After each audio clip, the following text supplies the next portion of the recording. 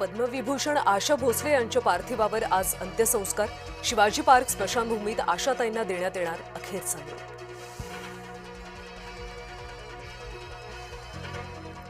मंगेशकर कुटुंबातलं दुसरं रत्न हरपलं। लता दीदींच्या निधनानंतर आशाताईंचे 4च वर्षात निधन। आशाताईंकडून आयुष्यभर संगीत सेवा। पद्मविभूषण महाराष्ट्र भूषणसह अनेक पुरस्कारांनी सन्मान। भोंदू अशोक खराची आज पोलीस कोठडी संपणार। तिसऱ्या गुन्ह्यात खरातला देण्यात आली होती पोलीस कोठडी। आज चौथ्या गुन्ह्यात एसआयटी करणार पोलीस कोठडीची मागणी।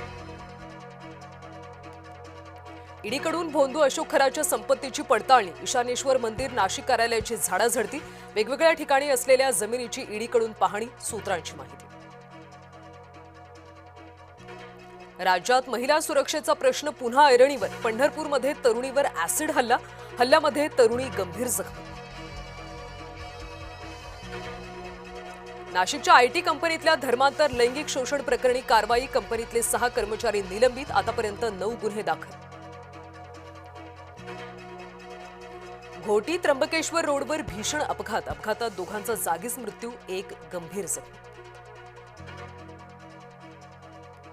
विदर्भात उष्णतेची लाट तीव्र। बहुतांश जिल्ह्यात तापमान 40 अंशांच्या पुढे। उकाड्यानं नागरिक हैराण। कर्नाटकच्या राजकारणात मोठा भूकंप। काँग्रेसचे 30 आमदार तातडीनं दिल्लीला रवाना। राहुल गांधींची भेट घेणार। डोनाल्ड ट्रम्प यांच्याकडून होर्मुझ सामुद्रधुनीच्या नाकाबंदीचे आदेश। तर तुम्हाला लक्ष्य केलं जाईल, इराणचा अमेरिकेला इशारा। अमेरिकेच्या अटींना इराणचा बिग नो। इस्लामाबादमधल्या 21 तासांची चर्चा निष्फळ ठरली। ट्रम्प यांच्या विजयाचं स्वप्न अल्लाह पूर्ण करणार नाही। इराणच्या सुरक्षा आयोगाचे प्रमुख इब्राहिम अजाजींचं वक्तव्य। अमेरिका इराणमधल्या चर्चेसाठी आता रशियाचा पुढाकार। पुतीन यांनी बोलून दाखवली मध्यस्थाच्या भूमिकेची इच्छा।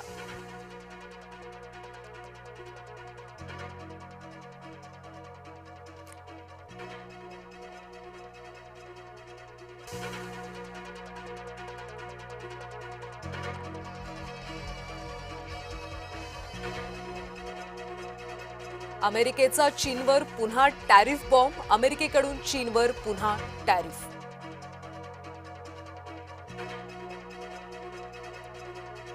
मुंबईचा सलग तिसरा पराभव। बंगळुरूनं 18 धावांनी केला पराभव। आज अपराजित राजस्थानसमोर हैदराबादचं आव्हान। हैदराबाद राजस्थान आज आमने सामने।